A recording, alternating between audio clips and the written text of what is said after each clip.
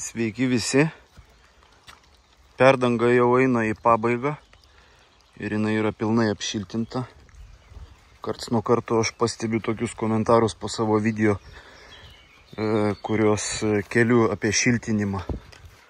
Kad tai tas, tai anas, tai nereikia kažko tai daryti, tai reikia, kažkas nedadaryti ir taip toliau. Va, tai aš siūlyčiau visiems, kam yra aktuali šiltinimo tema, tai registruotis į Rockwool mokymus. Va, sekit mano storius, aš pasidalinsiu, kada tie mokymai vyks. Ir, žodžiu, renkamos yra grupės.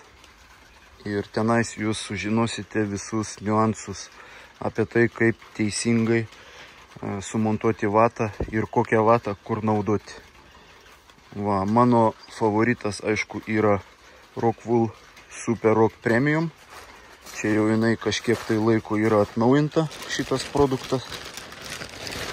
Va, tai dabar parodysiu šiek tiek savybės. Tai va, šilumos laidumo koeficientas yra 0,34, o 15 cm varža 4,4. Va, tai tokio maždaug šiltumo. Galite įsivaizduoti, kiek sudaro, kokia varža yra, kada susideda 30 cm.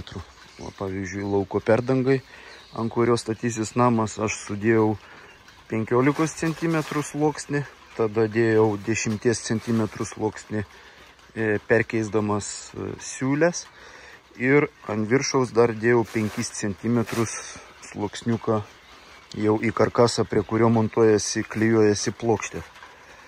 Va, todėl turėkit omeny, tobulėkit, registruokitės į mokymus ir daugeliu turbūt nebereikės rašinėti neaiškių žinučių komentarų. Va, čia pagrindai, kur stovės sienos, čia koridorius, revizinis liukas. Va, vatą baigiu sudėti ir galima bus klijuoti plokštės.